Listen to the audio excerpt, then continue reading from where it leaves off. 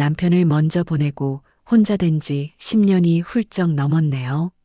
강산이 한 번 변하고도 남을 시간이었지만 제 일상은 마치 멈춰버린 괴종시계처럼 늘 한결같았습니다. 이른 새벽에 눈을 떠 남편의 사진을 한번 쓸어보고 먼지 하나 없이 집안을 쓸고 닦는 것으로 하루를 시작했죠. 남편과 제 젊음을 고스란히 바쳐 마련한 이 낡은 단독주택은 이제 저 혼자 지키기엔 너무나 컸지만 집안 곳곳에 스며 있는 우리의 추억이 저를 떠나지 못하게 붙들었어요. 자식이라고는 외동아들 정우 하나뿐인데 장성에서 회사를 다니고 있으니 이제 제품을 떠날 날도 머지 않았다고 생각했죠.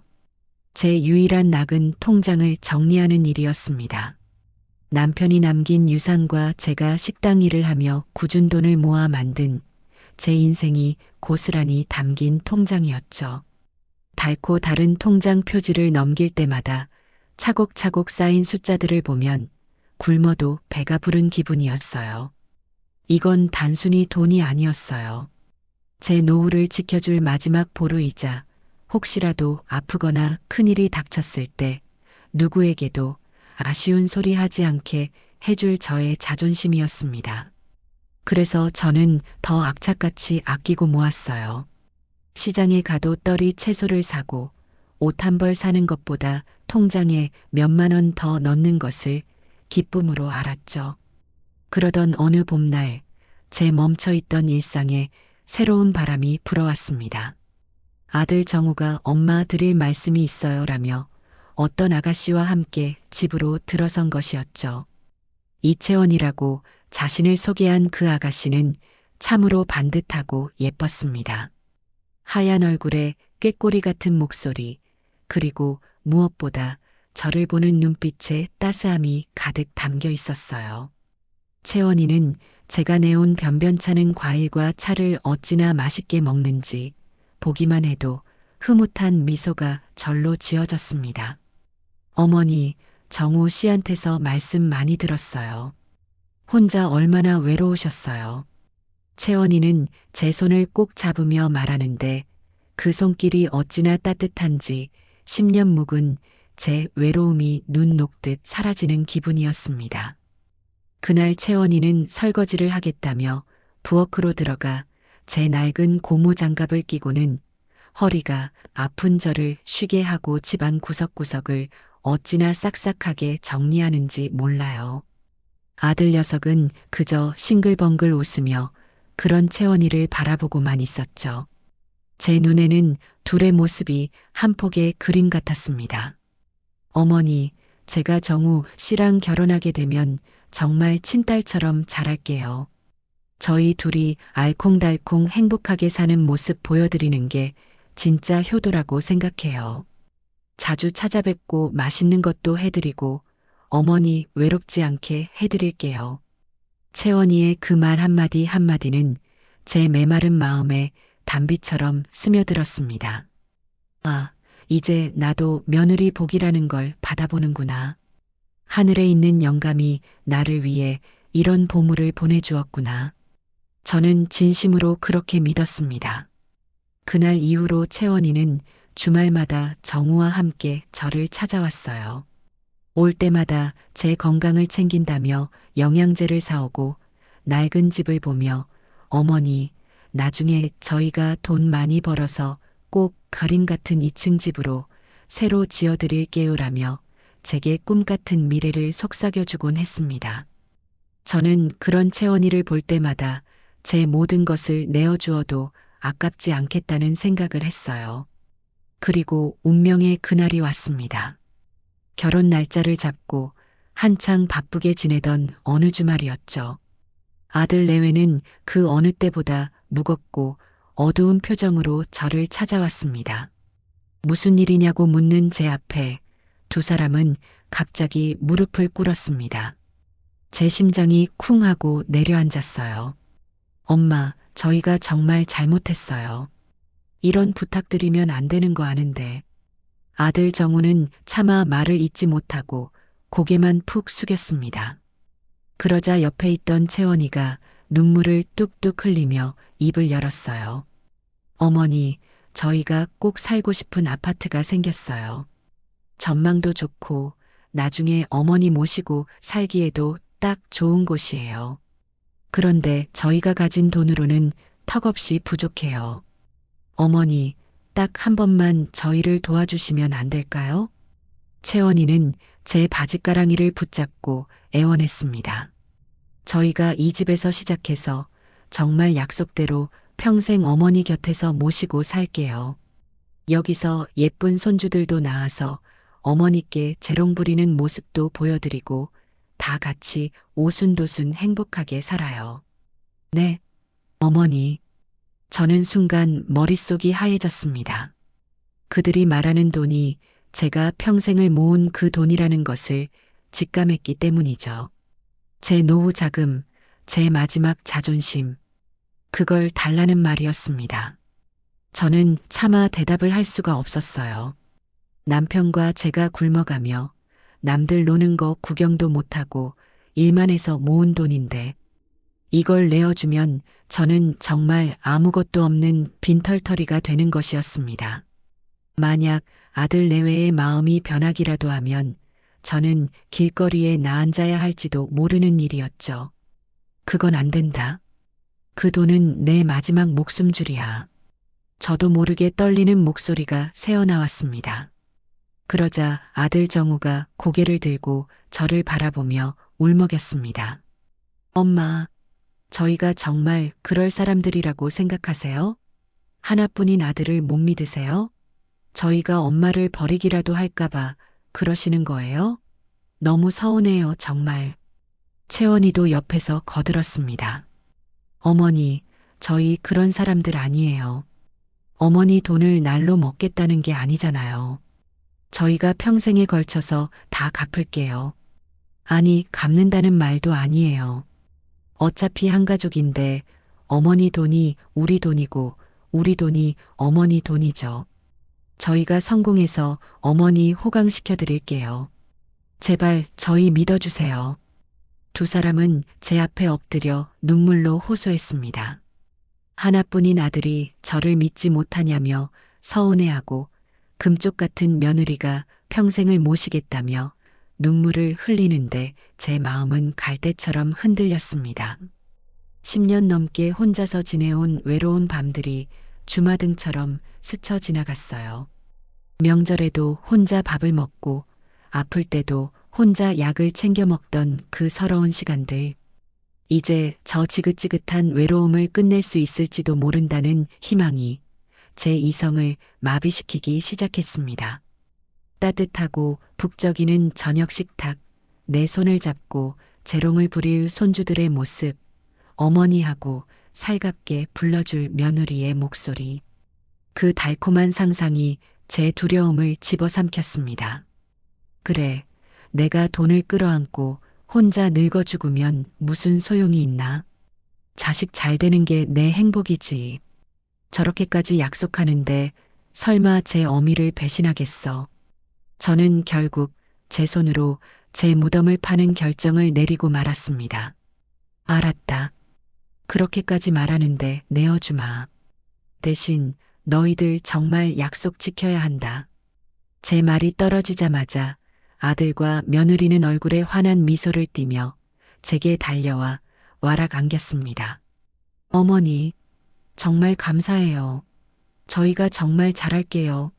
평생 은혜 잊지 않을게요. 그들의 기뻐하는 모습을 보니 제 마음 한편에 있던 불안감도 조금은 가시는 듯 했습니다. 다음 날 저는 아침 일찍 은행으로 향했습니다. 제 이름이 찍힌 통장을 창구 직원에게 내미는데 손이 미세하게 떨려왔어요. 직원이 몇 번이나 정말 괜찮으시겠어요?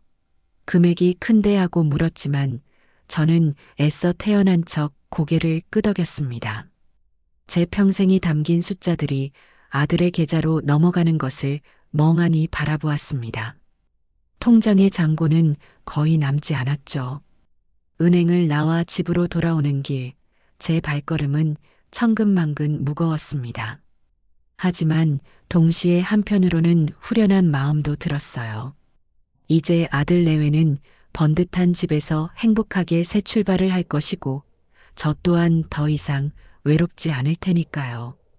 저는 텅 빈 통장을 가슴에 품고 그들이 약속한 장밋빛 미래를 그리며 스스로를 위로했습니다. 제가 한 마지막 헌신이 제게 가장 끔찍한 배신으로 돌아올 것이라고는 꿈에도 상상하지 못한 채 말입니다. 제 모든 것을 바친 결정이라고 저는 그렇게 믿으려 애썼습니다.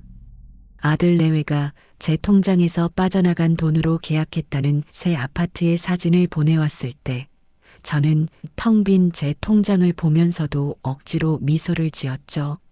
사진 속 아파트는 제가 사는 낡은 주택과는 비교도 안 될 만큼 번쩍이는 모습이었습니다. 그래, 내 아들이 저런 좋은 집에서 시작하는구나. 저기서 내 손주들이 태어나고 자라겠지. 저는 스스로에게 최면을 걸 듯 되뇌었습니다. 처음 며칠간은 아들 내외의 전화가 빗발쳤어요. 정우는 목소리가 한껏 들떠서 엄마 고마워. 정말 엄마 덕분이야 라는 말을 반복했고 며느리 채원이는 어머니, 저희가 인테리어 다 끝나면 제일 먼저 모실게요. 어머니 방부터 예쁘게 꾸며놓을게요. 라며 살랑살랑 꼬리를 쳤습니다. 저는 그들의 목소리에 잠시나마 제 선택이 틀리지 않았다고 안도했습니다. 낡은 집에서 혼자 먹는 저녁밥이 조금은 덜 외롭게 느껴지기도 했고요. 하지만 그 달콤한 약속의 유효기간은 생각보다 훨씬 짧았습니다. 아파트 잔금을 치르고 등기 이전까지 마쳤다는 소식을 들은 후부터였을까요? 하루가 멀다 하고 걸려오던 전화가 이틀에 한 번, 사나흘에 한 번으로 뜸해지기 시작했어요. 처음에는 이사 준비로 정신이 없어서 그러려니 하고 대수롭지 않게 넘겼습니다. 젊은 사람들이 얼마나 바쁘겠어요. 새 가구를 들이고 집을 꾸미려면 신경 쓸 일이 한두 가지가 아닐 테죠. 저는 오히려 그들에게 짐이 될까봐 먼저 전화를 거는 것조차 조심스러웠습니다. 그렇게 일주일이 지났을 때 저는 더 이상 궁금증을 참지 못하고 아들에게 전화를 걸었습니다. 신호가 한참이나 간 뒤에야 아들이 전화를 받더군요. 엄마. 왜? 예전처럼 살가운 목소리가 아니었어요. 뭔가에 쫓기는 사람처럼 짧고 건조한 목소리. 저는 서운한 마음을 감추고 밝게 말했습니다. 아들, 그냥 궁금해서. 이사는 잘 되어 가니? 뭐 도와줄 건 없고? 아니, 괜찮아. 채원이랑 둘이서 다 하고 있어. 요즘 정신이 하나도 없네. 엄마, 나 지금 바빠서 이만 끊을게. 나중에 전화할게. 나중에 전화할게. 그 말은 결코 지켜지지 않는 약속이 되었습니다. 그날 이후로 저는 아들 내외의 전화를 기다리는 사람이 되었습니다. 휴대폰을 손에서 놓지 못하고 작은 진동 하나에도 심장이 덜컥 내려앉았죠. 하지만 제 휴대폰은 약속이라도 한 듯 침묵을 지켰습니다. 먼저 전화를 걸면 채원이가 받을 때가 많았는데 그때마다 그녀의 반응은 저를 비참하게 만들기에 충분했어요. 여보세요? 아, 어머니. 웬일이세요? 그녀의 목소리에는 이제 특유의 애교 섞인 콧소리가 사라져 있었습니다. 마치 귀찮은 불청객의 전화를 받은 듯한 차가운 음성이었죠. 채원아, 그냥 너희들 어떻게 지내나 궁금해서. 밥은 잘 챙겨 먹고? 네, 저희야 잘 지내죠. 어머니, 저 지금 집주인이랑 통화해야 해서요. 이만 끊을게요.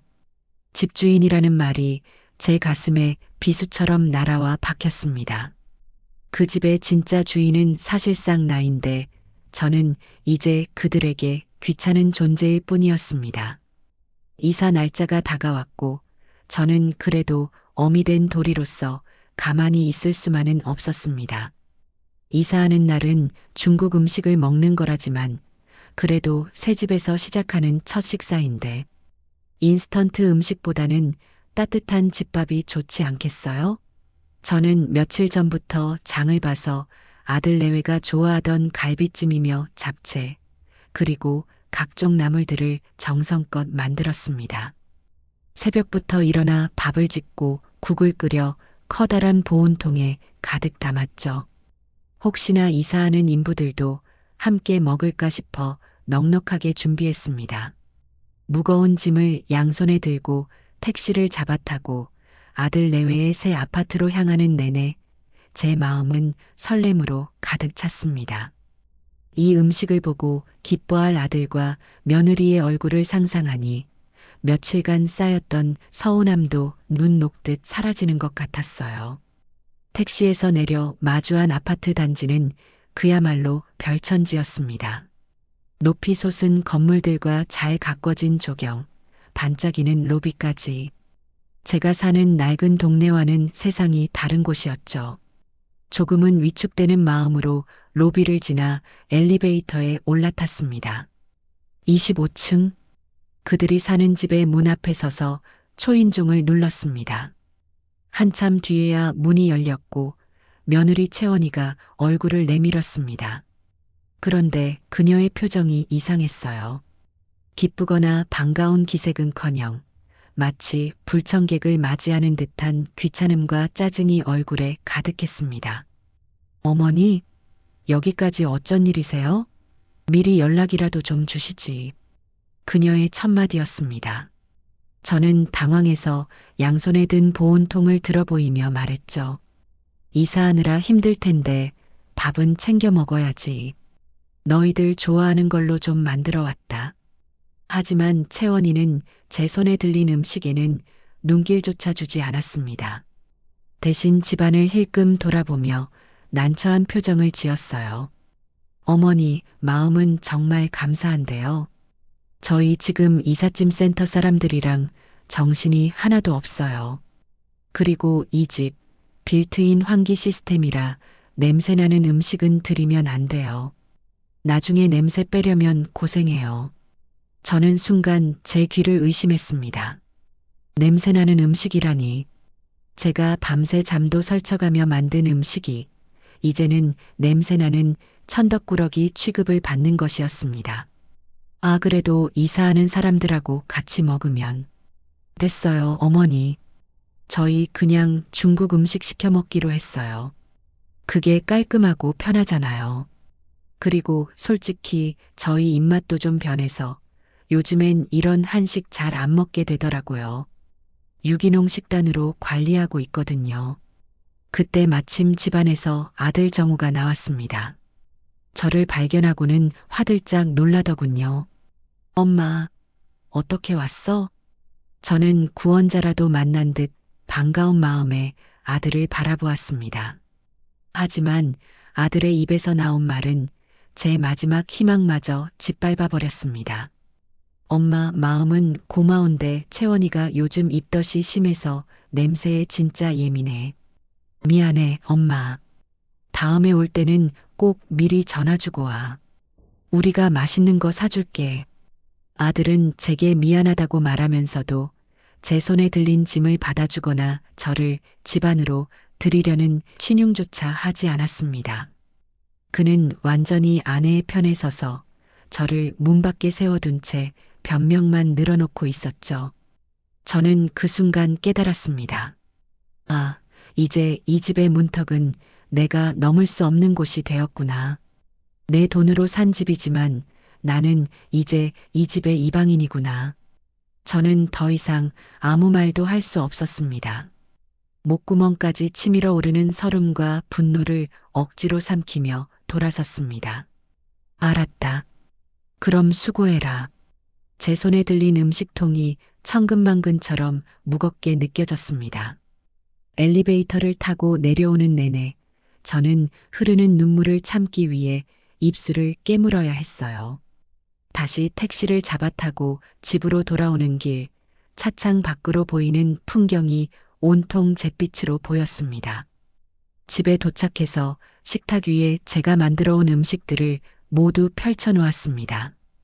김이 모락모락 나던 갈비찜과 잡채는 이미 차갑게 식어 있었죠. 저는 그 식어버린 음식들을 꾸역꾸역 입에 밀어 넣었습니다. 눈물이 밥 위로 뚝뚝 떨어져 짠맛이 났지만 멈출 수가 없었어요. 그날 저는 제가 만든 음식이 아니라 제 아들과 며느리가 제게 안겨준 수치심과 절망감을 씹어 삼키고 있었습니다. 그 후로 몇 달이 흘렀습니다. 제 생일이었습니다. 예전 같았으면 아들이 케이크라도 하나 사들고 찾아왔을 텐데 저는 그저 막연한 기대를 품고 하루 종일 휴대폰만 만지작거렸습니다. 저녁이 다 지나고 밤 10시가 넘어서야 휴대폰이 짧게 울렸어요. 아들에게서 온 문자 메시지였습니다. 엄마 생신 축하. 바빠서 미안. 달랑 10글자. 전화 한 통 없었습니다.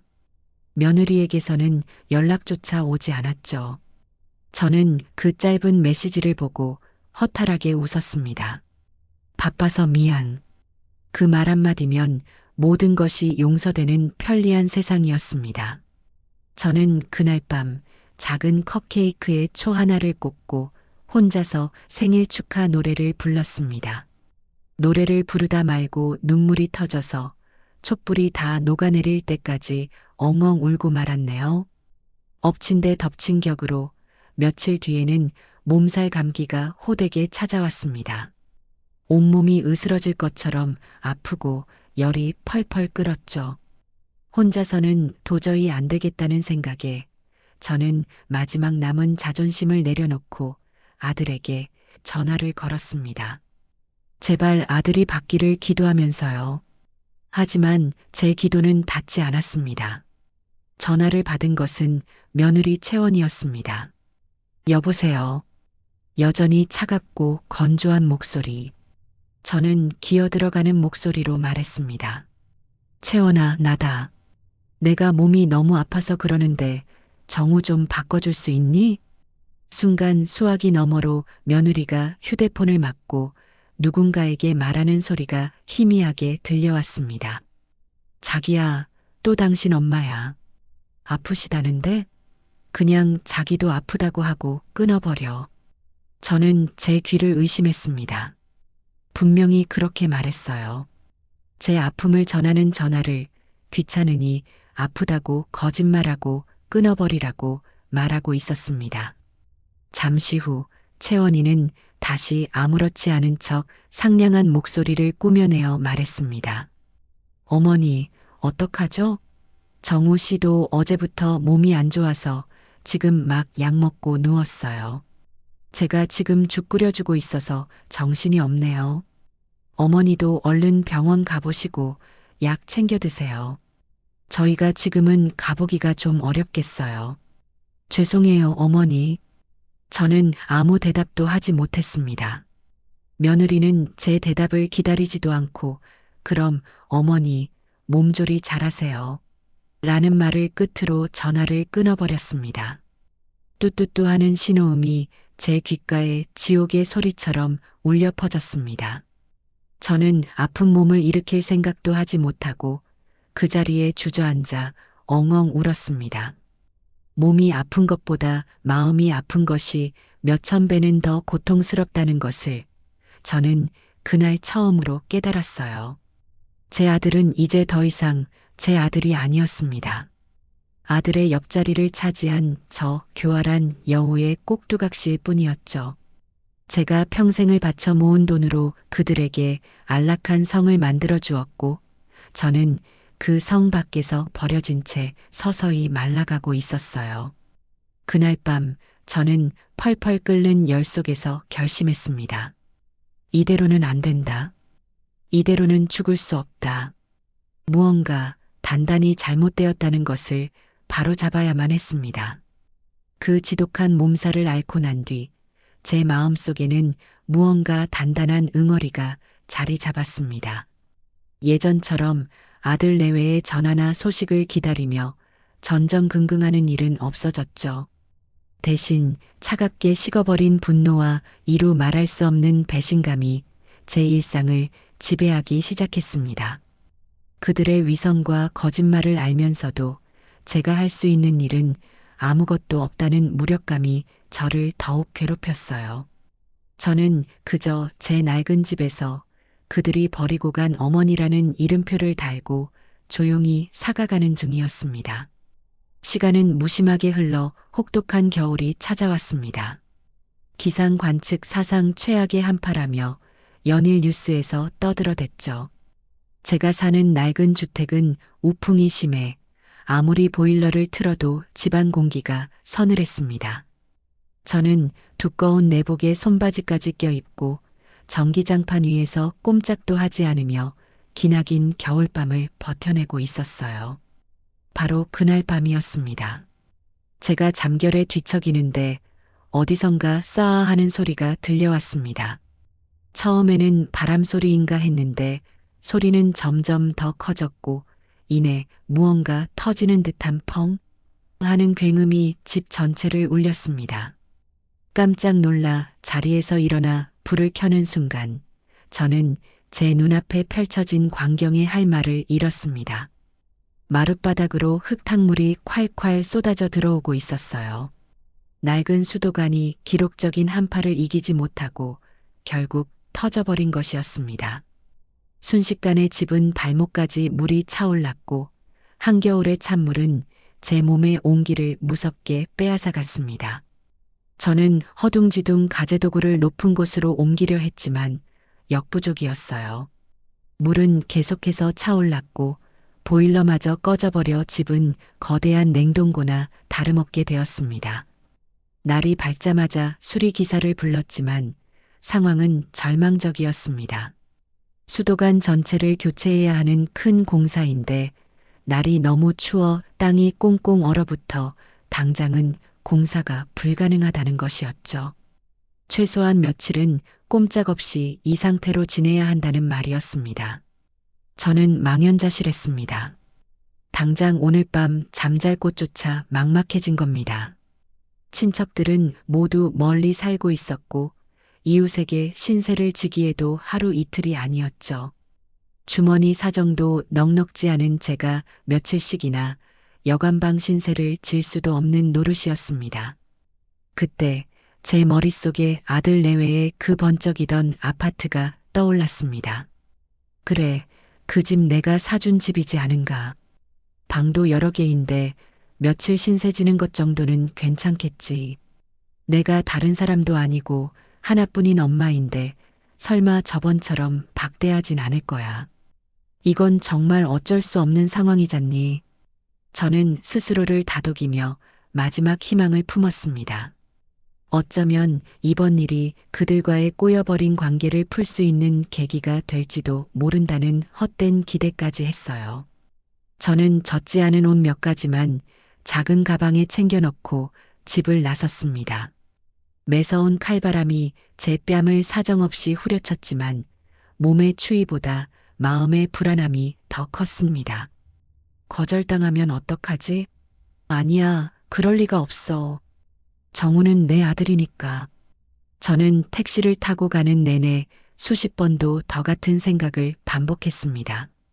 아파트 단지 입구에 도착하자 익숙한 경비원이 저를 아래 위로 훑어보며 어디 오셨냐고 묻더군요. 저는 25층 아들 집에 갑니다라고 힘주어 말했습니다. 제 돈으로 산 집을 들어가는데 왜 이렇게 제가 주눅이 드는 걸까요? 엘리베이터를 타고 25층으로 올라가는 그 짧은 시간이 영원처럼 길게 느껴졌습니다. 심장이 터질 것처럼 쿵쾅거렸죠. 마침내 문 앞에 서서 저는 떨리는 손으로 초인종을 눌렀습니다. 안에서는 인기척이 없었어요. 다시 한번 눌렀습니다. 한참 뒤에야 인터폰 너머로 며느리 채원이의 날카로운 목소리가 들려왔습니다. 누구세요? 나다, 엄마. 그 순간 인터폰 너머로 정적이 흘렀습니다. 저는 그 짧은 침묵 속에서 그녀의 당혹감과 짜증을 고스란히 느낄 수 있었어요. 잠시 후 철컥하는 소리와 함께 현관문이 열렸습니다. 문을 연 며느리는 저와 제 손에 들린 작은 가방을 번갈아 보더니 즉시 얼굴을 굳혔습니다. 어머니, 이 시간에 어쩐 일이세요? 그녀의 목소리는 얼음장처럼 차가웠습니다. 저는 밤새 겪었던 일과 집의 상황을 최대한 침착하게 그리고 불쌍하게 설명하려 애썼습니다. 제발 동정심이라도 얻고 싶었기 때문이죠. 채원아, 우리 집 수도관이 터져서 집이 다 물에 잠기고 얼어붙어서 도저히 있을 수가 없게 됐단다. 그래서 말인데 미안하지만 공사가 끝날 때까지만 며칠만 좀 신세를 질 수 있을까? 제 말이 끝나기 무섭게 며느리는 코웃음을 쳤습니다. 그 비웃음은 제 심장을 갈기갈기 찢어놓는 듯 했습니다. 아, 어머니, 지금 제정신이세요? 저희더러 어쩌라고요? 그래서 지금 여기서 지내시겠다는 거예요? 그녀는 어이가 없다는 듯 저를 위아래로 훑어보았습니다. 어머니, 여기는 호텔이 아니에요. 저희도 저희 사생활이라는 게 있다고요. 안 그래도 오늘 저녁에 저희 부부 동반으로 중요한 모임이 있어서 나가봐야 하고 주말에는 집들이도 해야 해서 바빠 죽겠는데 어머니까지 계시면 저희 생활 패턴 다 깨져서 엄청 불편해요. 저는 할 말을 잃고 그 자리에 못 박힌 듯 서 있었습니다. 그녀의 입에서 나오는 말들은 하나하나가 날카로운 유리 조각이 되어 제 가슴을 후벼 팠습니다. 아니 그래도 며칠만인데 날이 이렇게 추운데 내가 갈 곳이 제 목소리는 하소연처럼 기어들어갔습니다. 하지만 그녀는 제 사정을 조금도 봐줄 생각이 없어 보였어요. 오히려 귀찮다는 표정을 노골적으로 드러내며 팔짱을 꼈습니다. 요즘 세상에 찜질방도 얼마나 잘 되어 있는데요. 찜질방 가면 따뜻하고 밥도 주고 다 하잖아요. 아니면 근처에 싼 모텔이라도 알아보시면 되고요. 그 정도 며칠 묵을 돈도 없으세요? 다 큰 아들한테 언제까지 그렇게 기대려고만 하시면 안 되죠. 어머니도 이제 독립적으로 생활하셔야죠. 독립적으로 생활하셔야죠. 그 말이 제 머리를 망치로 내려치는 것 같았습니다. 제 모든 것을 바쳐 그들의 독립을 도왔더니 이제는 제게 독립을 하라고 가르치고 있었습니다. 그 순간 집안에서 아들 정우의 목소리가 들렸습니다. 자기야, 누구 왔어? 저는 마지막 희망을 걸고 아들의 이름을 불렀습니다. 정우야, 나다 엄마야. 하지만 아들은 밖으로 나와보지도 않았습니다. 잠시 후 며느리는 마치 최후 통첩을 하듯 싸늘하게 말했습니다. 저희 바쁘니까 이만 가주세요. 남의 집 앞에서 이러시면 곤란해요. 남의 집. 그녀는 분명히 남의 집이라고 말했습니다. 그 말을 끝으로 며느리는 제 눈앞에서 현관문을 쾅 소리가 나게 닫아버렸습니다. 그 육중한 현관문이 닫히는 소리는 제 인생의 모든 희망과 기대가 산산조각 나는 소리처럼 들렸습니다. 저는 차갑고 고요한 복도에 혼자 덩그러니 남겨졌습니다. 문 너머에서는 희미하게 아들과 며느리의 웃음소리가 들려오는 것 같았어요. 제가 사준 저 안락한 성 안에서 그들은 저를 완벽하게 차단하고 자신들의 행복을 만끽하고 있었습니다. 저는 얼마나 오랫동안 그 자리에 서 있었는지 모르겠습니다. 온몸의 감각이 사라지고 머릿속은 텅 비어버린 것 같았어요. 발걸음을 옮길 힘조차 나지 않았습니다. 수치심, 분노, 절망, 배신감. 그 모든 감정이 한데 뒤섞여 저를 집어삼키고 있었습니다. 저는 로봇처럼 천천히 몸을 돌려 엘리베이터 버튼을 눌렀습니다. 반짝이는 엘리베이터 문에 비친 제 모습은 세상에서 가장 초라하고 가련한 늙은이의 모습이었습니다. 아파트 단지를 빠져나오는 내내 저는 단 한 방울의 눈물도 흘리지 않았습니다. 눈물조차 이미 얼어붙어 버린 것 같았죠. 매서운 칼바람이 다시 제 뺨을 때렸지만 이제는 아무런 감각도 느껴지지 않았습니다. 제 마음은 이미 시베리아의 벌판보다 더 춥고 황량하게 얼어붙어 버렸기 때문입니다. 그날 저는 제 아들에게 그리고 제가 만들어준 세상에게 완벽하게 문전박대를 당했습니다. 결국 제가 향한 곳은 제 인생의 가장 밑바닥과도 같은 동네의 허름한 여관이었습니다. 희미한 가로등 불빛 아래 장미여관이라는 예스러운 이름의 간판만이 을씨년스럽게 빛나고 있었죠.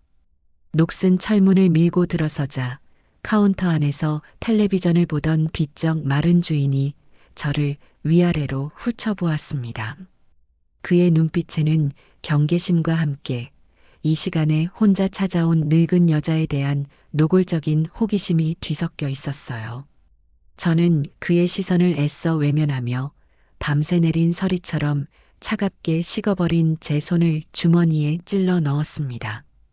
그리고는 떨리는 손으로 꼬깃꼬깃한 지폐 몇 장을 꺼내 그에게 건넸죠. 제 손이 왜 떨렸는지는 저 자신도 잘 몰랐습니다. 추위 때문인지 아니면 제 인생이 이토록 비참한 나락으로 떨어졌다는 수치심 때문인지 분간이 가지 않았어요. 주인은 말없이 돈을 받아 세어보고는 달아빠진 열쇠 하나를 제게 툭 던져주었습니다. 저는 그 열쇠를 주워들고 삐걱거리는 낡은 계단을 올라 2층 구석에 있는 방으로 향했습니다. 복도는 어두웠고 어디선가 끓이는 라면 냄새와 퀴퀴한 담배 냄새가 뒤섞여 역하게 풍겨왔죠. 제가 안내받은 방은 그야말로 최악이었습니다. 문을 열자마자 코를 찌르는 곰팡내와 독한 소독약 냄새에 헛구역질이 나올 뻔했어요. 누렇게 변색된 벽지 귀퉁이는 너덜너덜하게 일어나 있었고 방 한가운데에 놓인 낡은 침대의 시트는 언제 빨았는지 모를 정도로 눅눅하고 축축했습니다. 창문 틈으로는 면도날 같은 황소바람이 쌩쌩 들어와 방 안의 공기는 바깥보다 더 차갑게 느껴질 정도였죠. 저는 들고 온 작은 가방을 바닥에 내려놓을 생각도 하지 못하고 침대 가장자리에 멍하니 걸터 앉았습니다. 불과 몇 시간 전까지만 해도 저는 제 아들 집에 그 따뜻하고 푹신한 소파에 앉아 있을 수 있을 거라 기대했었습니다. 제 평생을 바친 돈으로 산 최신식 난방 시스템을 갖춘 그 안락한 집에서요. 하지만 저의 현실은 이 차갑고 더러운 금방이라도 무너져 내릴 것 같은 여관방이었습니다. 저는 제 신세가 너무나 처량해서 눈물조차 나오지 않았습니다. 눈물은 그래도 희망이라는 것이 한 조각이라도 남아있을 때 흐르는 것일 테지요. 지금의 제게는 그런 사치스러운 감정마저 허락되지 않았습니다. 얼마나 그렇게 앉아 있었을까요? 저는 주머니 속에서 차갑게 식은 휴대폰을 꺼내 들었습니다. 그리고는 홀린 듯이 아들 정우의 번호를 눌렀죠. 이대로는 안 된다. 이대로 모든 것을 끝낼 수는 없다. 며느리 그 아이가 제정신이 아닌 것이 분명하니 내 아들과는 내 뱃속에서 나온 내 아들과는 어떻게든 이야기를 해야만 한다. 아들이라면 제 아들이라면 분명 어미의 이런 처지를 알게 되면 가만히 있지는 않을 것이라는 마지막 한 올의 신락 같은 믿음. 그것이 저로 하여금 통화 버튼을 누르게 만들었습니다. 고요한 여관방 안에서 전화 연결음이 마치 제 심장 소리처럼 크고 불안하게 울려 퍼졌습니다. 제발 받아라. 그리고 제발 엄마 편에 서주렴. 속으로 수십 번을 되뇌는 동안 마침내 수화기 너머에서 아들의 목소리가 들려왔습니다. 엄마 어디야? 아들의 목소리는 잔뜩 잠겨 있었고 어딘가 모르게 불안과 초조함이 섞여 있었습니다. 저는 그 목소리에서 희미한 죄책감을 읽어내고는 마지막 희망을 걸어보기로 했습니다. 터져나오려는 울음을 간신히 목구멍 뒤로 삼키고 최대한 침착하게 하지만 떨리는 목소리로 말문을 열었죠. 정우야, 너 정말 엄마한테 어떻게 이럴 수가 있니? 내가 지금 어디에 있는지, 어떤 꼴로 있는지 알기는 하는 거야? 제 목소리는 저도 모르게 원망과 서름으로 가득 차 있었습니다. 그런데 제가 말을 채 끝내기도 전에 수화기 너머에서 훨씬 더 크고 앙칼진 며느리 채원이의 목소리가 들려왔습니다. 자기야, 시끄러우니까 그냥 바꿔봐. 내가 말할게.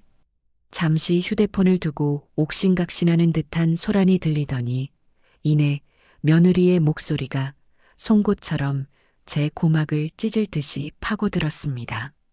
어머니, 지금 저희한테 전화해서 협박이라도 하시는 거예요? 어떻게 남의 집에 말 한마디 없이 불쑥 쳐들어오셔서 소란을 피우세요? 저희가 얼마나 놀랐는지 아세요?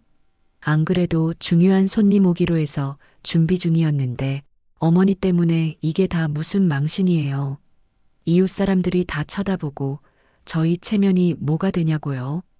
저는 기가 막히고 코가 막혀서 순간 말이 나오지 않았습니다. 집에서 쫓겨나 이 추운 날 여간방에 내던져진 것은 나인데 왜 자기가 피해자인 척 저렇게 소리를 지를 수 있는 걸까요? 채원아, 네가 어떻게 나한테... 어머니, 그리고 저 정말 어이가 없어서 말이 안 나오는데 제 다이아 반지가 없어졌어요. 다이아 반지라니. 저는 제 귀를 의심했습니다. 생전 처음 들어보는 단어에 머릿속이 텅 비는 기분이었죠.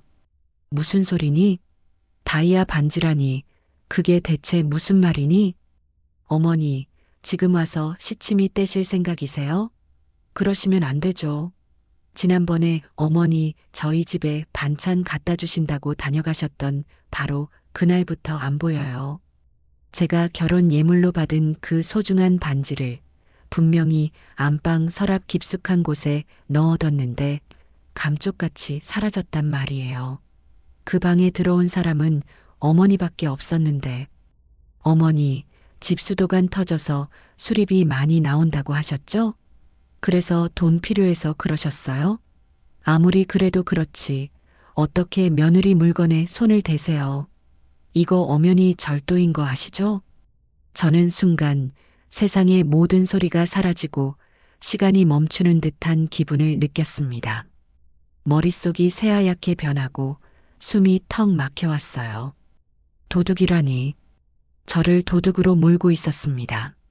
제 돈으로 사준 집에서 저를 문전박대한 것도 모자라 이제는 파렴치한 도둑 누명까지 씌우고 있었던 겁니다. 이 모든 것이 저를 쫓아내고 아들에게서 저를 완벽하게 떼어놓기 위해 저 교활한 며느리가 꾸며낸 끔찍하고도 악랄한 연극이라는 것을 깨닫기까지는 그리 오랜 시간이 걸리지 않았습니다. 제 온몸의 피가 차갑게 식는 것 같았어요. 저는 너무나 큰 충격에 아무 말도 하지 못하고 그저 숨만 헐떡였습니다. 제 침묵을 긍정으로 받아들인 것일까요? 다시 아들 정우가 전화를 바꿔봤더군요.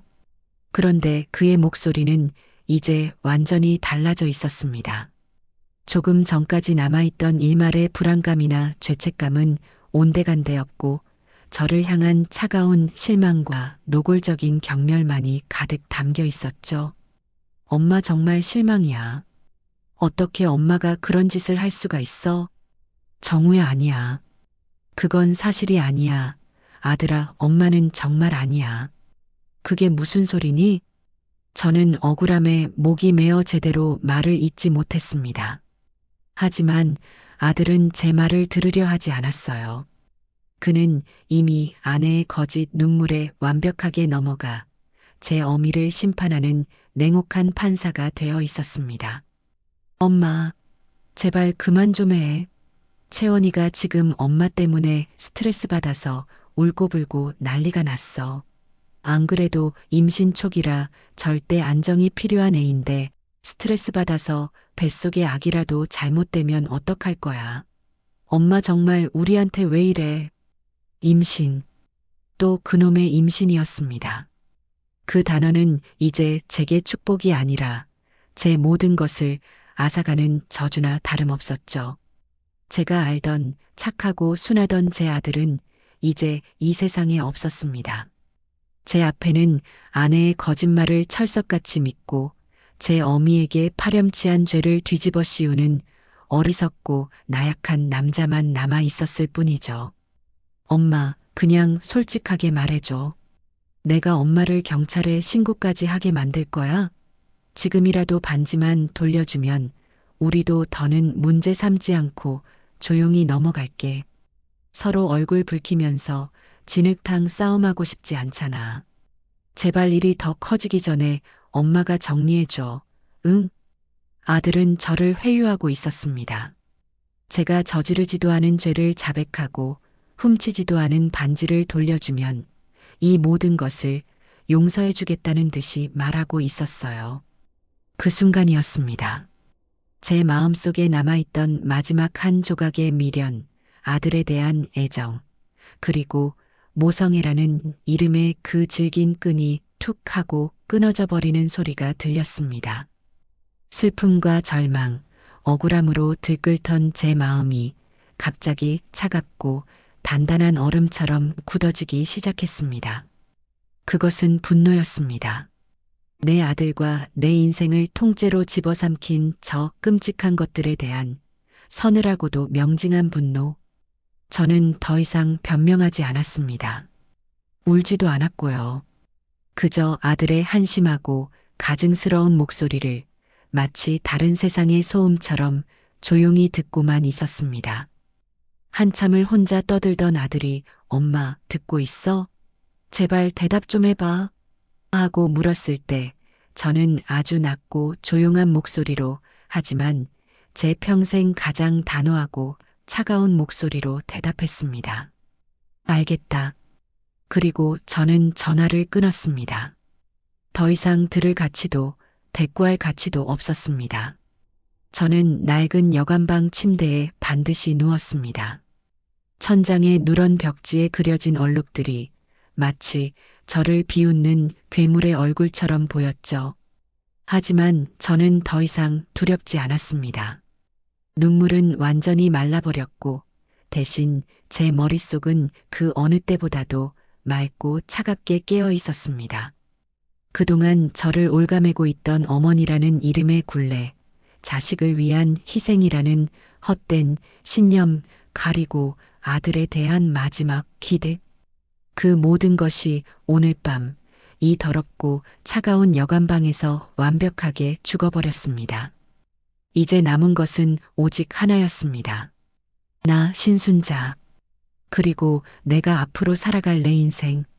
저는 저들에게 제 인생을 이대로 짓밟히게 내버려 둘 수 없었습니다. 그들이 나를 버렸듯 나 또한 그들을 내 인생에서 완벽하게 도려낼 것이었습니다. 그들이 나를 도둑으로 몰았다면 나는 그들에게서 가장 소중한 것을 훔쳐 달아날 것이었습니다. 그것은 바로 어머니이자 자신들의 미래의 돈줄이라고 믿고 있을 나의 존재 그 자체였죠. 저는 어둠 속에서 조용히 눈을 감았습니다. 그리고 제 인생의 마지막이자 가장 위대한 계획을 세우기 시작했어요. 그들에게는 가장 끔찍한 복수가 될, 그리고 나에게는 가장 완전한 해방이 될 그 계획을 말입니다. 제 심장은 더 이상 슬픔이 아닌 차가운 결의로 다시 뛰기 시작했습니다. 그 지옥 같던 밤이 지나고 여관방의 더러운 창문 틈으로 희뿌연 새벽빛이 스며들기 시작했어요. 저는 뜬 눈으로 밤을 지새웠어요. 눅눅하고 차가운 이불을 목까지 끌어당겼지만 제 몸의 한기는 조금도 가시지 않았죠. 하지만 이상하게도 마음만은 그 한가운데 작은 불씨라도 피어난 듯 미지근한 온기가 돌기 시작했습니다. 어젯밤 제 인생을 송두리째 집어삼켰던 그 거대한 절망의 파도가 지나간 자리에, 모든 것이 폐허가 된 그 자리에 아주 작고 단단한 무언가가 고개를 들고 있었거든요. 그것은 포기도 체념도 아니었어요. 오히려 그 반대에 가까운 아주 차갑고 서늘한 결심 같은 것이었습니다. 어둠 속에서 가장 선명하게 보이는 것이 진실이라고 했던가요? 제 모든 것을 잃고 나서야 비로소 저는 진실을 마주할 수 있었습니다. 저는 더 이상 누군가의 희생을 발판 삼아 자신의 행복을 꾸리는 이기적인 아들의 어머니가 아니었고, 교활한 거짓말로 사람을 나락으로 떨어뜨리는 끔찍한 며느리의 시어머니도 아니었어요. 그들이 제게서 앗아간 그 모든 역할과 이름들, 그것들이 사라지고 나니 비로소 신순자라는 제 이름 석 자만이 덩그러니 남았습니다. 그래요. 이제부터는 이 이름 하나만을 위해 살아가야 했습니다. 나 자신을 위해, 짓밟힌 내 존엄을 위해 싸워야만 했죠. 저는 삐걱거리는 침대에서 몸을 일으켰습니다. 밤새 얼어붙었던 몸의 마디마디가 비명을 질렀지만 정신만은 놀라울 정도로 맑았어요. 더 이상 눈물은 나지 않았습니다. 울음으로 해결될 일은 아무것도 없다는 것을 뼈저리게 깨달았기 때문이죠. 저는 차가운 물에 대충 세수를 하고 밤사이 더욱 퀭해진 제 얼굴을 거울 속에서 물끄러미 바라보았습니다. 거울 속의 늙은 여인은 더 이상 슬퍼 보이지 않았어요.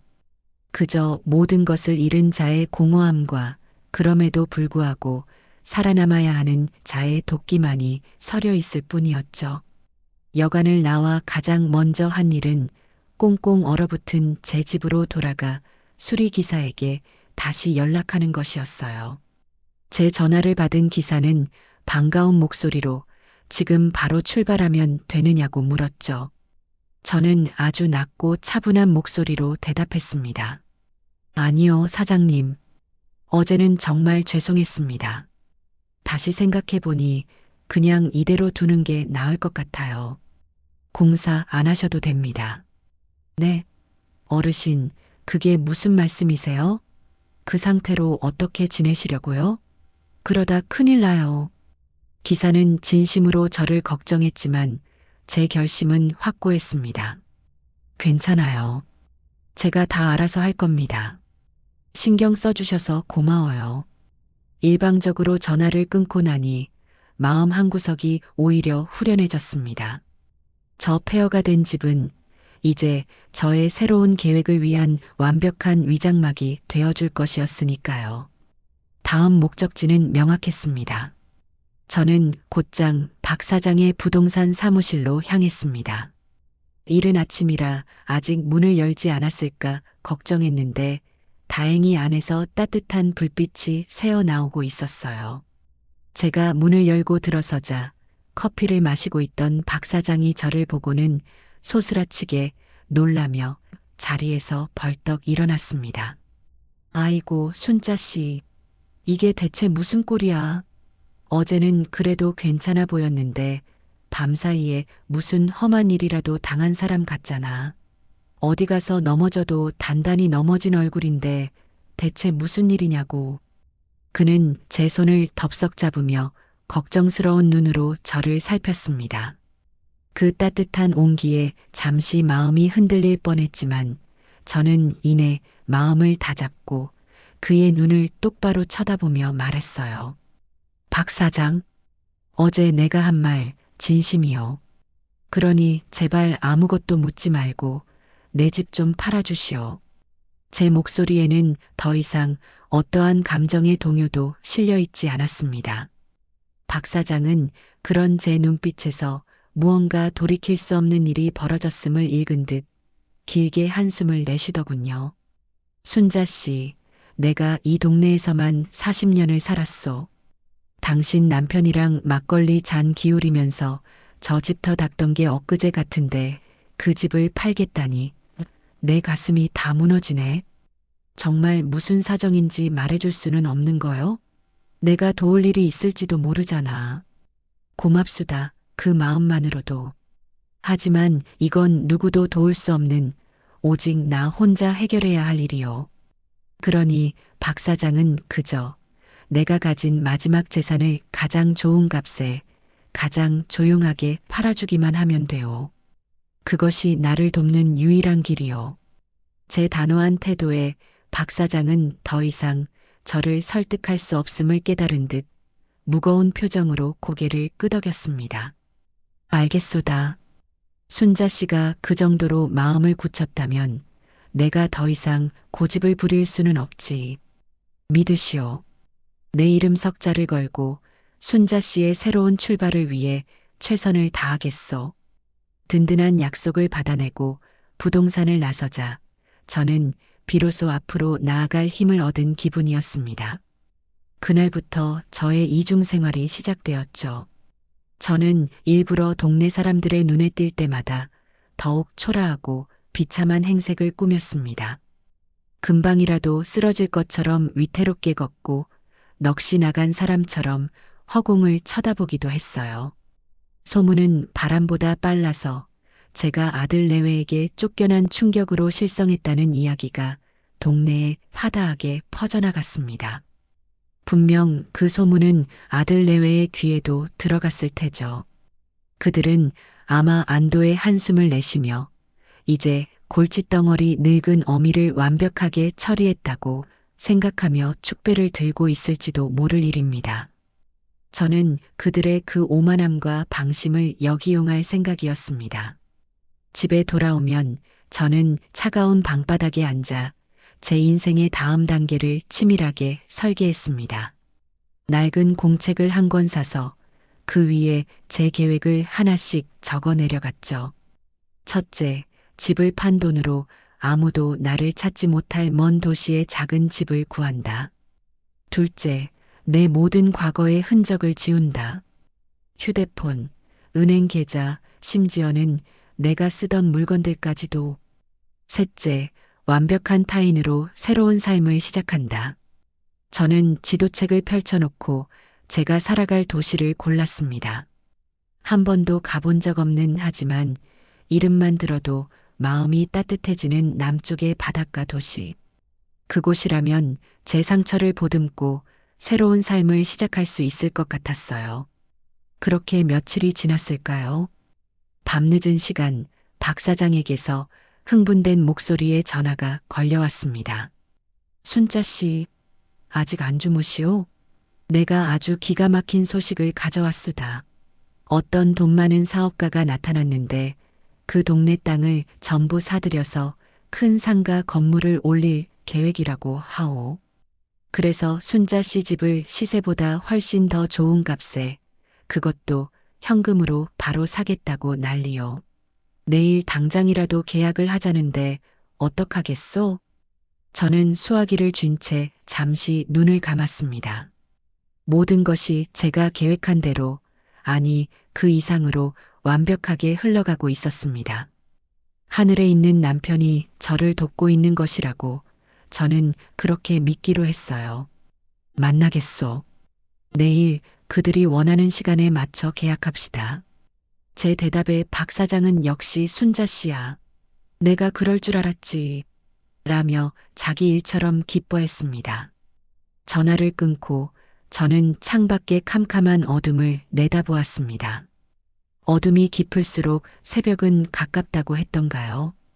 제 인생을 뒤덮고 있던 그 지독한 어둠의 끝자락에서 마침내 희미한 여명이 밝아오고 있었습니다. 저는 품속에서 남편이 남긴 도장을 꺼내어 꼭 움켜쥐었어요.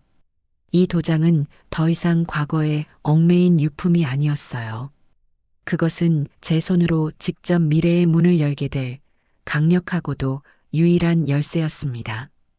다음 날 약속된 시간에 부동산 사무실에 들어서자 박 사장과 함께 말쑥하게 차려입은 중년 부부가 저를 기다리고 있었어요. 그들은 자신들을 개발회사의 이사라고 소개하며 제게 정중하게 인사를 건넸죠. 그들의 얼굴에는 자신감과 여유가 넘쳐 흘렀습니다. 그들은 제 집이 포함된 부지에 최신식 주상복합 건물을 올릴 거대한 계획에 대해 열정적으로 설명했어요. 저는 그들의 설명을 들으며 속으로 안도의 한숨을 내쉬었습니다. 정말 잘된 일이었어요. 그들의 계획대로라면 제가 살던 낡은 집은 물론이고 그 동네의 풍경 자체가 완전히 새로운 모습으로 탈바꿈하게 될 것이었으니까요.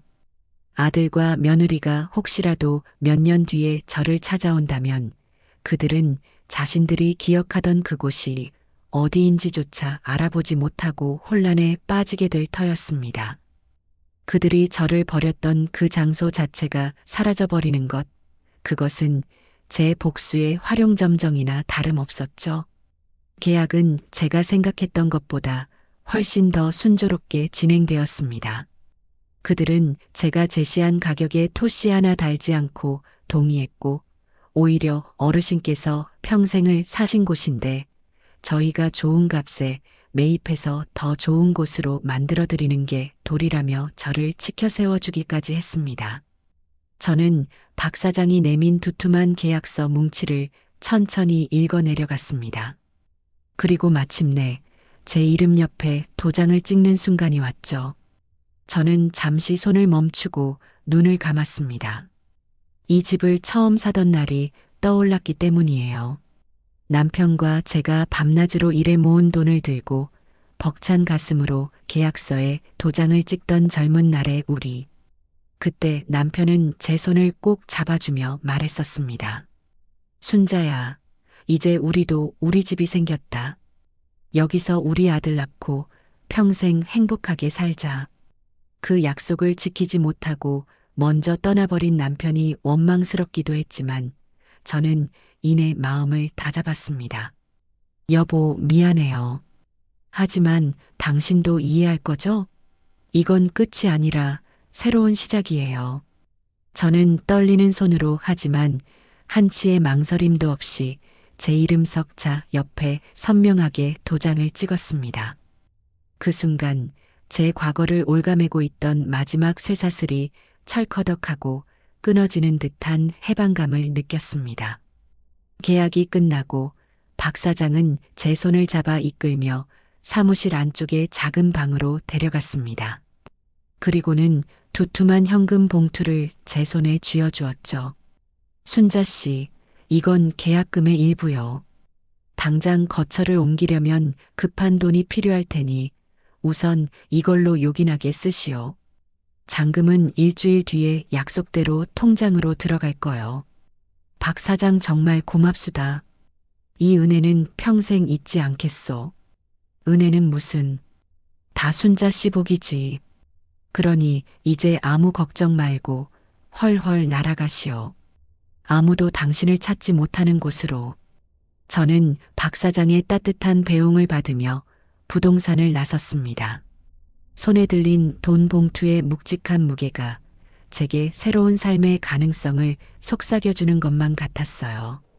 잔금이 모두 들어오고 이사 날짜가 확정되자 저는 본격적으로 과거의 흔적을 지우는 작업에 착수했습니다. 제가 가장 먼저 연락한 곳은 이삿짐 센터가 아니었어요. 저는 인터넷을 뒤져 유품 정리 및 특수 청소를 전문으로 하는 업체에 전화를 걸었습니다. 전화를 받은 젊은 남자는 제게 어떤 사연이 있는지 묻는 대신 그저 묵묵히 제 이야기를 들어주었죠. 저는 그에게 단호한 목소리로 요구했습니다. 제가 따로 빼놓는 몇 가지 물건을 제외하고는 이 집에 있는 모든 것을 먼지 한 톨 남기지 않고 전부 다 폐기 처분해 주세요. 마치 처음부터 아무도 살지 않았던 것처럼 그렇게 만들어 주세요. 약속한 날 작업복을 입은 건장한 남자들이 제 집으로 들어섰습니다. 저는 그들에게 제가 챙겨갈 물건들을 미리 알려주었죠. 남편의 영정사진과 제 손때가 묻은 낡은 자개장, 그리고 사계절 옷 몇 벌이 전부였습니다. 그 외의 모든 것은 이제 제게 아무런 의미도 없는 쓰레기일 뿐이었어요. 작업은 거침없이 진행되었습니다. 며느리가 볼 때마다 촌스럽다고 타박하던 꽃무늬 소파가 가장 먼저 밖으로 끌려나갔습니다.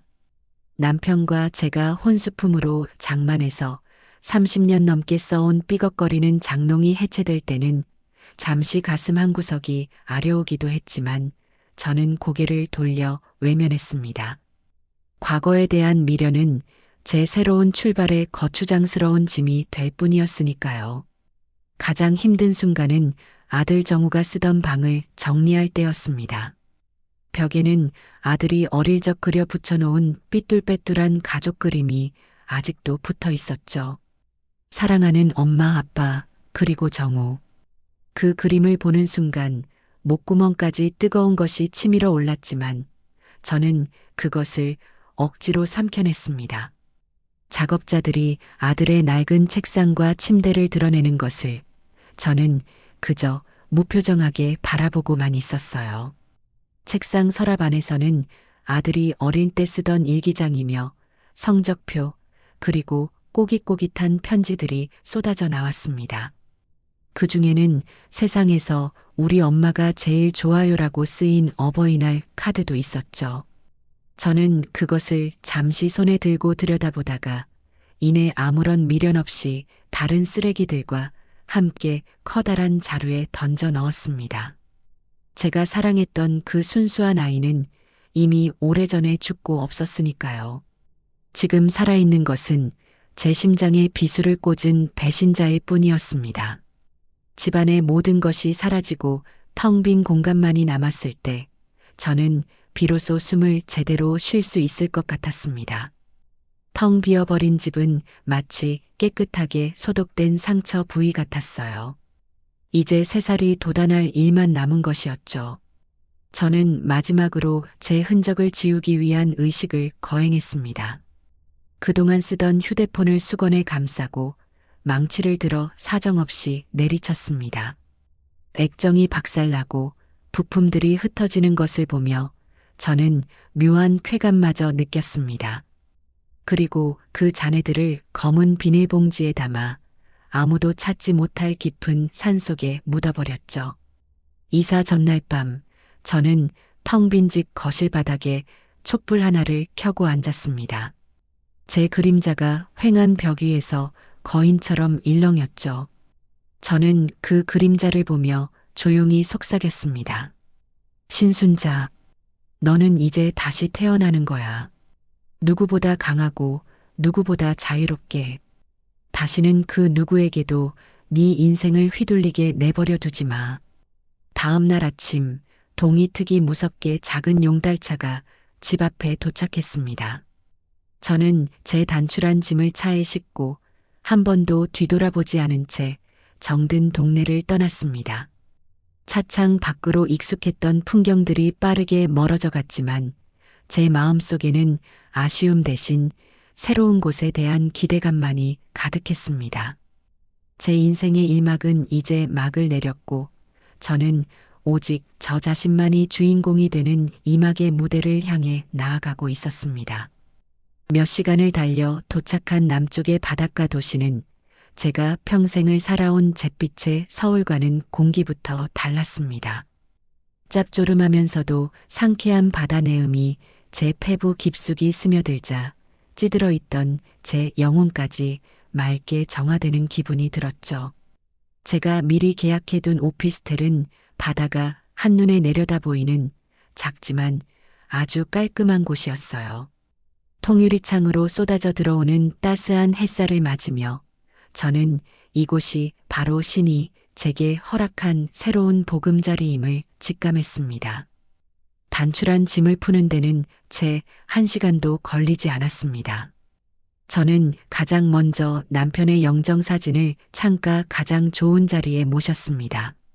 이제부터는 남편도 이 아름다운 풍경을 매일 함께 보게 될 것이었죠.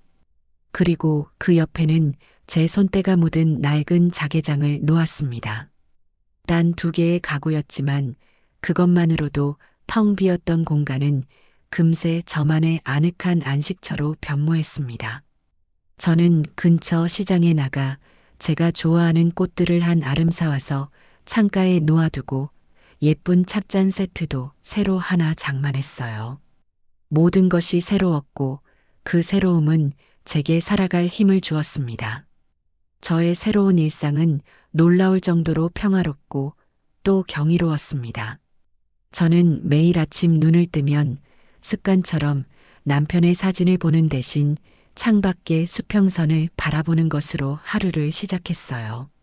해가 뜨고 지는 모습, 바다의 색이 시시각각 변하는 모습을 보고 있으면 제 마음속의 응어리들도 파도에 씻겨나가는 듯 했습니다. 더 이상 저는 누군가를 위해 밥을 짓거나 누군가의 눈치를 보며 하루를 보내지 않았습니다. 오직 저 자신을 위해 시간을 썼죠. 동네 문화센터에 등록해서 젊은 시절부터 배우고 싶었지만 먹고 살기 바빠 엄두도 내지 못했던 서예를 시작했습니다. 처음에는 붓을 잡는 손이 덜덜 떨렸지만 화선지 위에 먹이 스며드는 것을 보며 집중하다 보면 세상의 모든 시름을 잊을 수 있었어요. 그곳에서 저는 좋은 친구들도 사귀게 되었습니다. 저와 비슷한 시기에 남편을 잃고 홀로 된 영희 씨, 자식들을 모두 출가시키고 제2의 인생을 살고 있다는 명자 씨. 우리는 서로의 아픔을 보듬어주고 소소한 일상을 나누며 금세 둘도 없는 친구가 되었습니다. 우리는 함께 맛있는 점심을 먹으러 다니고 날씨가 좋은 날이면 바닷가를 거닐며 소녀처럼 웃고 떠들었죠. 저는 제가 그렇게 환하게 웃을 수 있는 사람이라는 것을 까맣게 잊고 살았습니다. 그렇게 완벽하게 새로운 삶에 적응해 가던 어느 날 오후였어요. 한참 친구들과 서예 연습에 몰두하고 있는데 제 선불폰이 조용히 울렸습니다. 발신자는 제가 서울을 떠나기 전 유일하게 새 연락처를 남겨두었던 옛 동네의 이웃 숙자 씨였죠. 왠지 모를 불길한 예감보다는 이제는 때가 되었다는 담담한 마음으로 저는 조용한 복도로 나가 전화를 받았습니다. 언니, 나 숙자야. 잘 지내지? 목소리가 아주 좋아졌네. 숙자 씨의 활기찬 목소리가 수화기를 타고 흘러나왔습니다. 우리는 한참 동안 그동안의 안부를 주고받았어요. 저는 제 새로운 삶에 대해, 새로 사귄 친구들에 대해 신나서 이야기했죠. 한참을 웃고 떠들던 숙자 씨가 이내 목소리를 낮추며 조심스럽게 본론을 꺼냈습니다. 언니, 내가 오늘 전화한 건 다름이 아니라 언니 아들 정우 말이야. 그 녀석 소식 들었어? 아니, 내가 어떻게 듣겠어. 듣고 싶지도 않고. 무슨 일인데 그래? 저는 일부러 더 퉁명스럽게 대답했습니다. 숙자 씨는 깊은 한숨을 내쉬더니 기다렸다는 듯이 그동안 있었던 일들을 속사포처럼 쏟아내기 시작했어요. 언니, 언니가 정말 복받은 거야. 그때 집 팔고 떠난 게 정우, 그 녀석 하던 사업이 아주 폭삭 망해버렸대. 아파트까지 담보로 잡혔던 모양인데 빚쟁이들한테 쫓겨서 야반도주하다시피 했다는 소문이 동네에 파다하다니까. 저는 아무런 대답도 하지 않고 그저 창밖의 푸른 하늘을 바라보았습니다. 그런데 정말 기가 막히고 코가 막힌 게 뭔지 알아? 그 녀석이 며칠 전에 그 며느리랑 같이 언니 살던 집을 찾아왔더라고. 아주 뻔뻔하게 말이야. 그런데 집은커녕 동네 전체가 공사판이니 얼마나 놀랐겠어. 수소문 끝에 새 주인을 찾아가서는 다짜고짜 우리 엄마 어디 갔냐고 멱살이라도 잡을 듯이 달려들었대. 새 주인이 이 집은 진작에 팔렸고 나는 전 주인이 누군지 모른다고 딱 잘라 말하니까 둘 다 그 자리에 망부석처럼 서서 얼굴이 백지장이 되더란다. 아주 꼴이 볼만했다니까. 숙자 씨는 마치 직접 본 것처럼 생생하게 상황을 묘사했습니다. 저는 그들의 절망적인 모습을 상상하며 희미한 미소를 지었습니다. 그 후로는 아주 가관이야. 정우가 동네 부동산이란 부동산은 다 뒤지고 다니면서 언니 연락처를 찾아다니는데 누가 가르쳐 주겠어. 박 사장님은 아예 모르는 사람 취급을 해버리고 나한테도 찾아왔길래 순자 언니가 당신 같은 아들 둔 적 없다더라 하고 소금을 확 뿌려버렸지 뭐야. 속이 다 시원하더라니까. 숙자 씨의 목소리를 들으며 저는 그들이 느꼈을 당혹감과 절망의 깊이를 가늠해 보았습니다. 자신들의 마지막 비상금이요. 최후의 보험이었던 제가 감쪽같이 사라져버렸다는 사실을 깨달았을 때 그들은 과연 무슨 생각을 했을까요? 아마 그때부터 그들의 완벽했던 세계에도 균열이 가기 시작했겠죠. 그리고 언니, 이게 끝이 아니야. 진짜 막장 드라마는 따로 있다니까. 둘이 돈 문제로 길바닥에서 머리채 잡고 싸우는 걸 본 사람이 한둘이 아니야. 그 와중에 그 며느리가 언니한테 누명 씌웠던 다이아 반지에 대한 진실도 다 밝혀졌지 뭐야. 정우가 네가 훔쳐서 명품백 산 거 아니냐고 소리 지르니까 며느리가 그래. 내가 팔았다. 무능한 네가 못 사주니까 내가 내 능력으로 산 건데 그게 뭐 잘못됐냐? 하고 악을 쓰더란다. 아주 쌍으로 미친 것들이야. 결국 그 며느리 며칠 전에 짐 싸서 집 나가버렸대. 이혼 서류만 덜렁 남겨놓고 말이야. 인과응보. 그 네 글자가 제 머릿속을 스쳐 지나갔습니다. 그들은 결국 자신들의 탐욕과 이기심이 만든 지옥 속으로 스스로 걸어 들어간 것이었죠. 저는 더 이상 그들에게 어떠한 연민도 동정심도 느껴지지 않았습니다. 그랬구나. 시끄러운 소식 알려줘서 고맙네, 동생. 덕분에 내 마음이 아주 평화로워졌어. 언니, 혹시라도 아주만에 하나라도 마음 약해지면 안 돼. 절대. 그 녀석이 나중에라도 언니 찾아가서 눈물 콧물 쏟으면서 매달려도 절대 받아주지 마. 언니는 이제 언니 인생 살아야지. 알았지? 응, 걱정하지 마.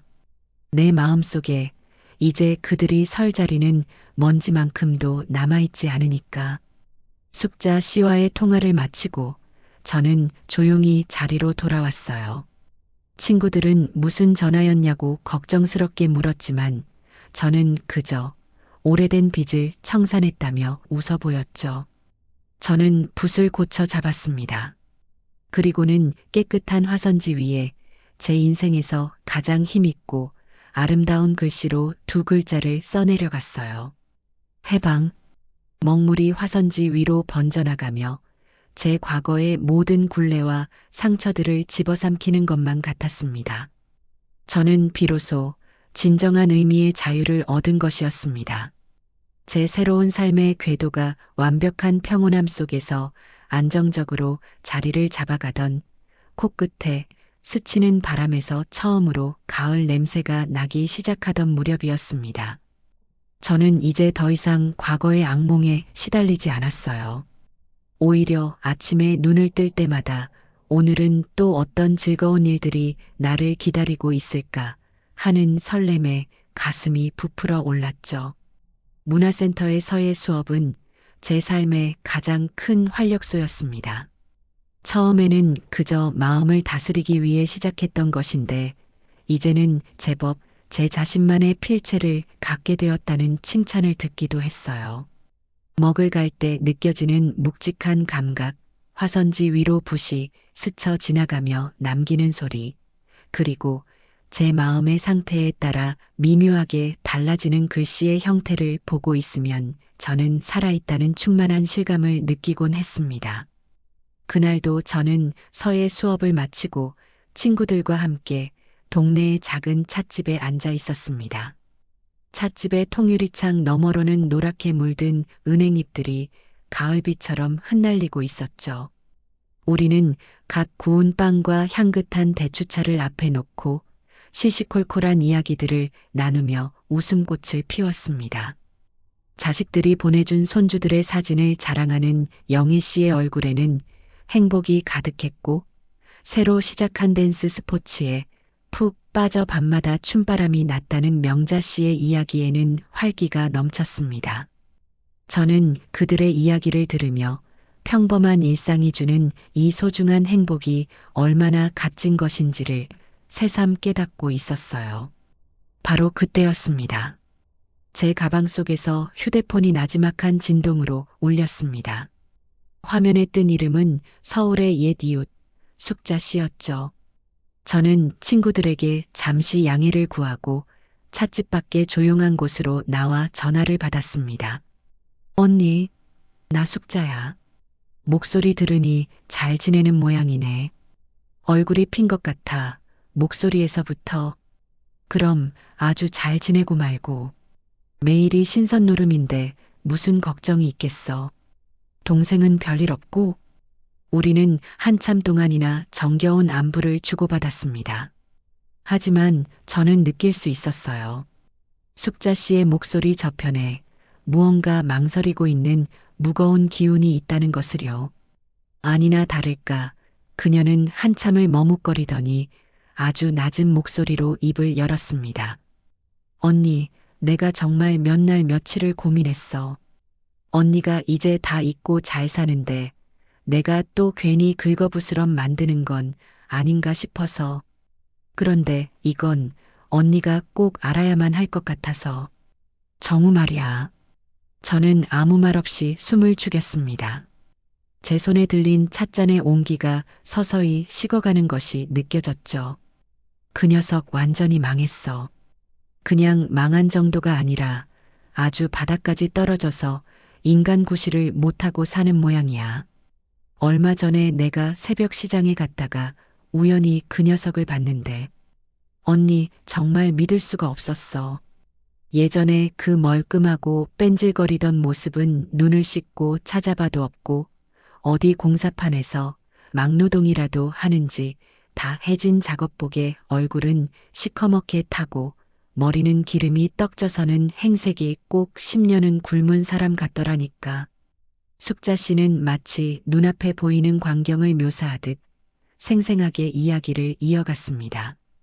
그 번쩍이던 아파트는 진작에 빚쟁이들 손에 넘어가고 지금은 우리 동네에서도 사람들이 잘 가지 않는 해가 들지 않는 축축한 반지하 단칸방에서 혼자 산다는 소문이야. 내가 그걸 어떻게 알았냐면 동네 편의점 주인이 그러더라고. 밤마다 그 녀석이 편의점 앞에 있는 플라스틱 의자에 앉아서 제일 싼 소주를 병째로 들이켜고 있더래. 사람들이 지나가면서 혀를 차고 손가락질을 하는데도 아무것도 안 들리는 사람처럼 그저 술만 마신다고. 그러다 새벽이 되면 비틀거리면서 그 어두운 지하방으로 기어 들어간다는 거야. 저는 눈을 감고 그 모습을 상상해 보았습니다. 제 기억 속 아들은 언제나 세상의 중심에 서 있고 싶어 하던 아이였어요. 남들에게 뽐내고 인정받는 것을 삶의 가장 큰 기쁨으로 알았죠. 그런 그가 이제는 세상의 가장 어둡고 후미진 곳에서 남들의 경멸 어린 시선을 받으며 살아가고 있다는 것이었습니다. 제게 안겨주었던 그 모진 고통의 대가를 이제야 온몸으로 받고 있는 셈이었죠. 하지만 제 마음은 이상할 정도로 고요했습니다.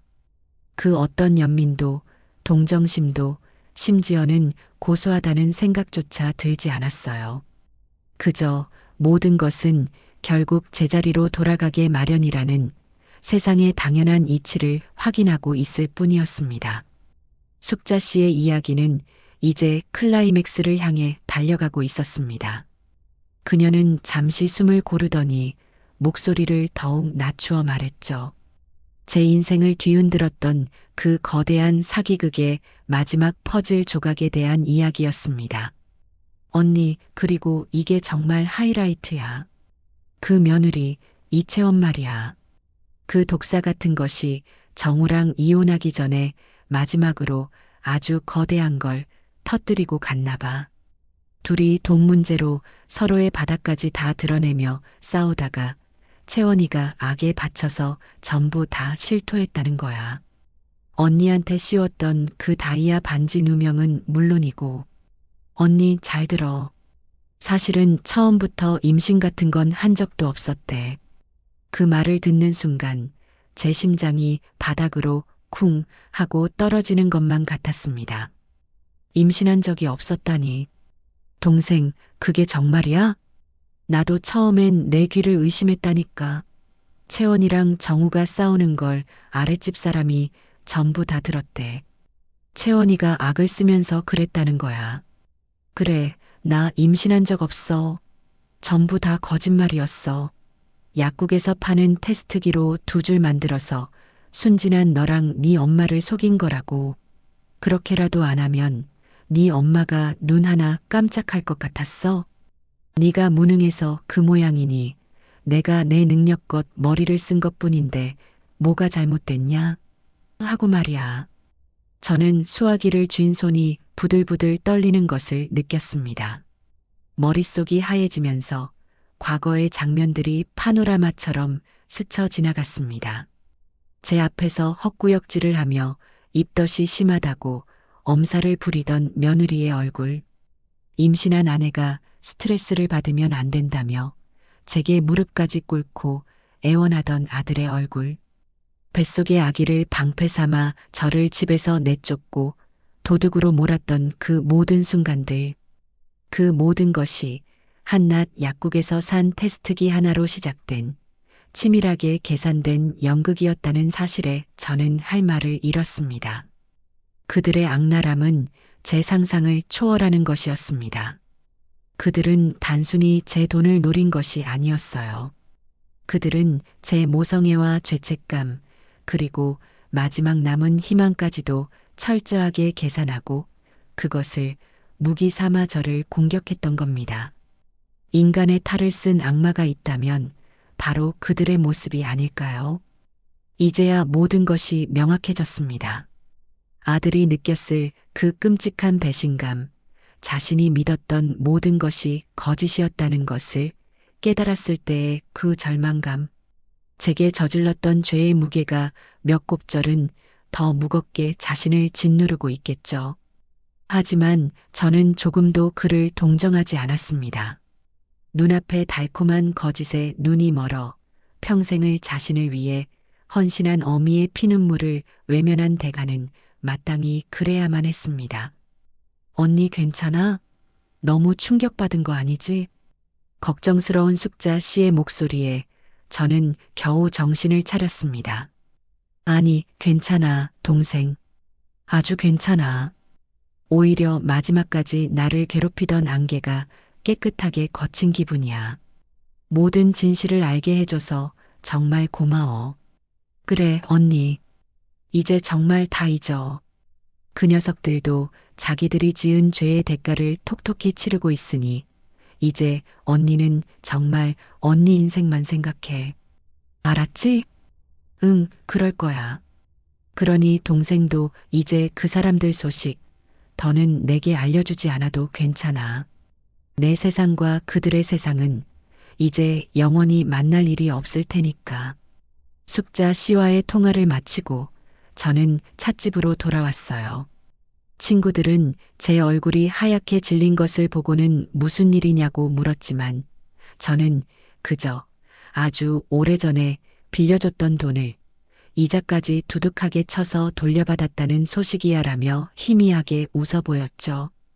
그날 저녁 저는 집에 돌아와 오래간만에 붓을 들었어요.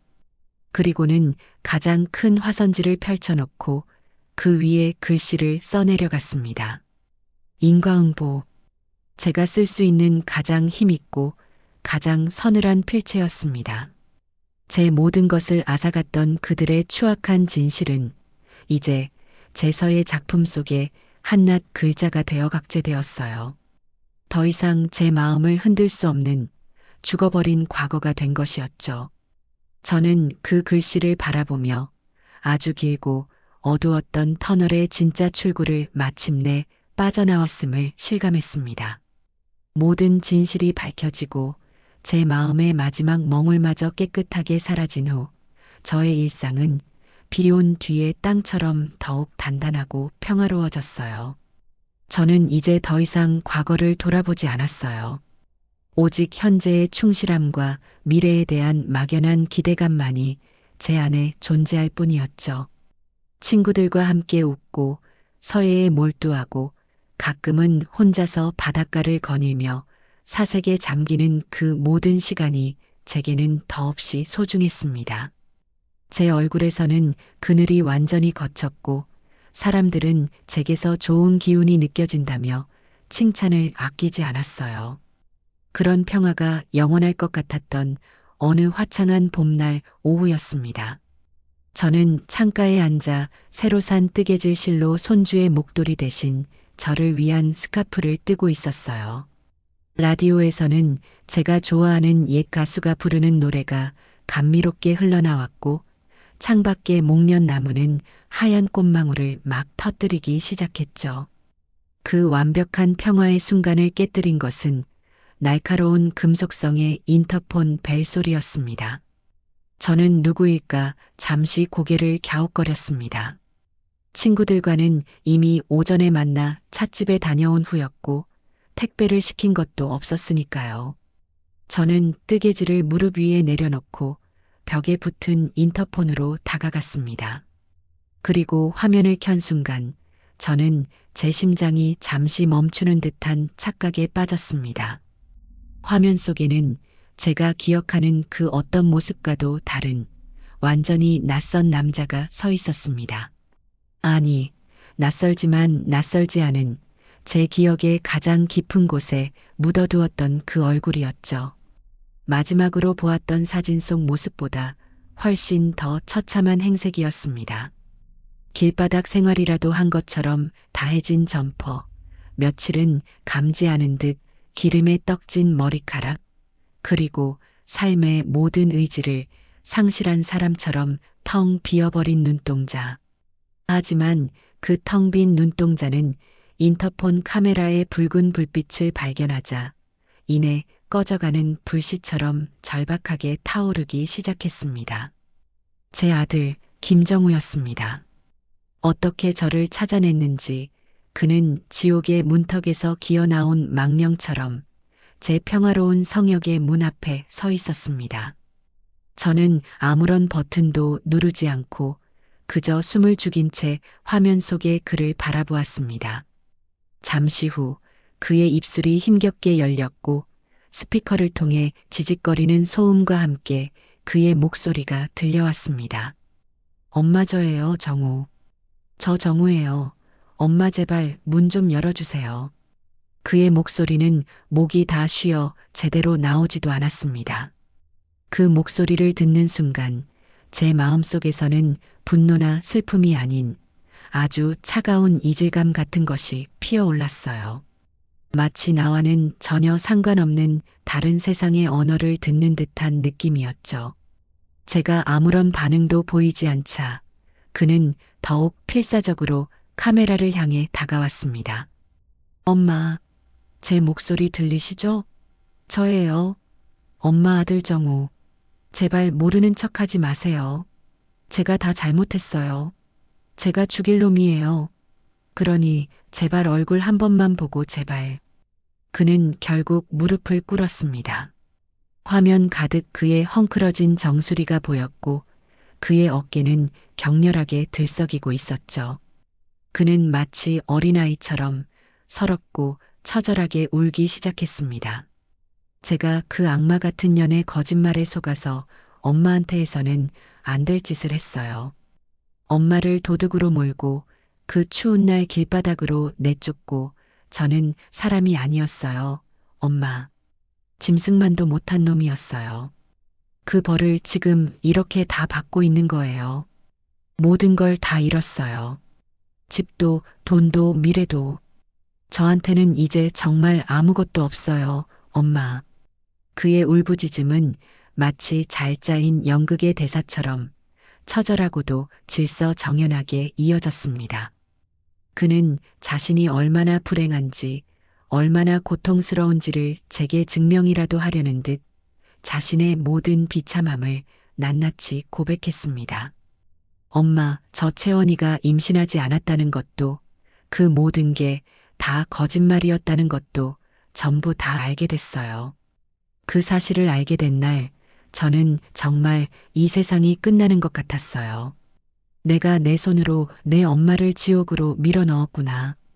그것도 한낱 거짓말 때문에 그날 이후로 단 하루도 잠을 제대로 자본 적이 없어요. 매일 밤마다 엄마를 내쫓던 그날 밤이 꿈에 나타나서 저를 괴롭혔어요. 엄마, 제발 저를 용서해 주세요. 제발 한 번만, 딱 한 번만 더 기회를 주세요. 이제부터 제가 다 할게요. 평생 엄마 옆에서 그림자처럼 살게요. 아니, 그냥 개처럼 살게요. 엄마가 시키는 건 뭐든지 다 할게요. 제발 저를 다시 아들로 받아주세요, 엄마. 그의 애원은 끝도 없이 이어졌습니다.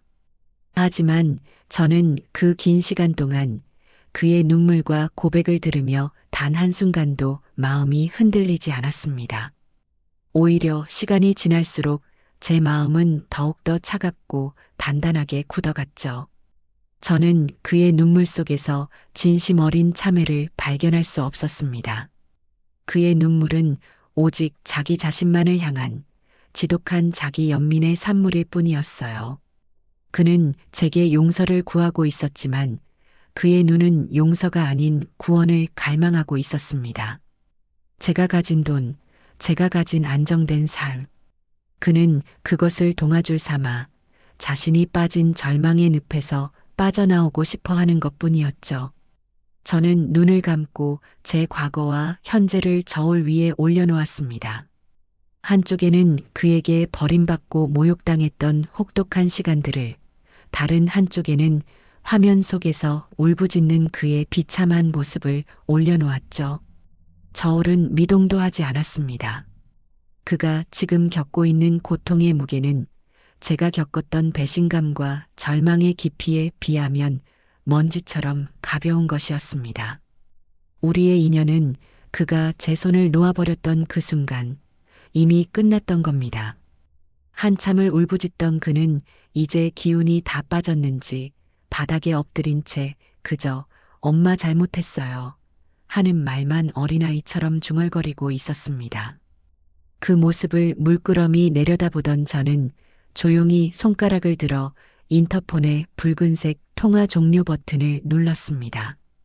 삑 하는 짧고 건조한 기계음과 함께 화면은 암전되었고 그의 지긋지긋한 울음소리도 완벽하게 차단되었습니다. 제 세상은 다시 완벽한 고요함을 되찾았습니다. 저는 아무 일도 없었다는 듯 제가 앉아있던 자리로 돌아가 무릎 위에 놓여있던 뜨개질을 다시 집어들었어요. 라디오에서는 여전히 감미로운 노래가 흘러나오고 있었고 창밖의 목련은 세상을 향해 가장 아름다운 자태를 뽐내고 있었죠. 다음 날 아침 현관문을 열었을 때 문틈에는 밤새 내린 비에 젖어 퉁퉁 불어터진 편지 한 통이 끼워져 있었습니다. 저는 그 편지를 집어들어 그 안에 담긴 절박한 사죄와 애원의 글자들을 한 줄 한 줄 표정 없는 얼굴로 읽어내려갔습니다. 그리고는 새로 장만한 문서 세 단기에 그 편지를 조용히 밀어 넣었죠. 드르륵 하는 소음과 함께 그의 마지막 발버둥은 가느다란 종이 조각이 되어 제 과거와 함께 산산조각 났어요. 그가 닫아버렸던 제 인생의 문을 이제는 제가 그의 앞에서 영원히 닫아버린 것이었습니다. 아들의 마지막 발버둥이 갈기갈기 찢긴 종이 조각으로 사라진 후 제 삶에는 그야말로 완벽한 평화가 찾아왔습니다. 더 이상 저를 괴롭히는 과거의 그림자는 없었고 제 마음을 흔드는 불청객도 없었죠. 저는 비로소 제 인생의 온전한 주인이 되어 하루하루를 충만하게 채워나갔습니다. 친구들과의 교류는 더욱 깊어졌고 서예를 통해 얻는 정신적 풍요는 제 삶을 더욱 윤택하게 만들었습니다. 저는 제가 가진 것에 만족하고 소소한 것에서 행복을 찾는 법을 배우며 그 누구보다도 평온한 나날을 보내고 있었어요. 그러던 어느 날 저는 친구들과 함께 찻집에 앉아 담소를 나누다가 문득 이런 생각이 들었습니다. 내가 이 평화로운 일상을 지키는 것만으로 만족해야 할까? 내게는 아직 건강과 시간과 그리고 약간의 돈이 남아있는데 이대로 안주하기에는 내 남은 인생이 너무 아깝지 않을까? 그 생각은 작은 불씨가 되어 제 마음속에 잠자고 있던 새로운 열망을 타오르게 했습니다. 그것은 바로 미지의 세계에 대한 동경이었습니다. 저는 그날 집에 돌아오자마자 제 인생에서 가장 대담하고 멋진 계획을 세우기 시작했습니다. 바로 나 홀로 세계 일주였죠. 평생을 한반도라는 작은 땅덩어리 안에서만 살아온 제게 그것은 상상만으로도 가슴이 터질 듯한 거대한 도전이었습니다. 제 계획을 들은 친구들은 처음에는 언니, 그 나이에 혼자서 괜찮겠어? 라며 걱정했지만 이내 제 눈빛에 담긴 확고한 의지를 읽고는 누구보다도 열렬한 지지자가 되어 주었습니다. 언니, 정말 대단하다. 우리 목까지 다 보고 다 즐기고 와야 해. 영애 씨와 명자 씨는 젊은이들처럼 능숙하게 컴퓨터로 저를 도와주었습니다. 우리는 함께 머리를 맞대고 세계 지도를 펼쳐놓고 제가 가고 싶은 나라들을 하나씩 점 찍어 나갔습니다. 예술의 도시 파리, 열정의 나라 스페인, 동화 같은 풍경의 스위스, 그리고 고대의 신비가 잠들어 있는 이집트까지. 제 여행 계획은 점점 더 거대하고 장엄해졌죠. 저는 난생 처음으로 여권을 만들기 위해 사진을 찍었고 제 이름이 영문으로 박힌 파란색 여권을 손에 쥐었을 때 마치 온 세상을 다 가진 듯한 기분이었습니다. 여행 가방을 사고 필요한 물품들을 챙기고 각 나라의 간단한 인사말을 배우는 그 모든 준비 과정이 제게는 이미 여행의 일부나 다름없는 즐거움이었습니다. 마침내 모든 준비를 마치고 여행을 떠나는 날 공항에는 제 친구들이 모두 모여 저를 배웅해 주었습니다. 우리는 서로를 끌어안고 한참 동안이나 아쉬운 작별의 인사를 나누었죠. 언니 몸 건강히 조심해서 다녀와. 매일매일 언니를 위해 기도할게. 걱정하지 마. 나는 이제 세상 어디에 내놓아도 살아남을 수 있는 사람이야. 너희들도 나 없다고 너무 심심해하지 말고 잘 지내고 있어. 돌아와서 아주 재미있는 이야기 보따리로 풀어놓을 테니 기대하고.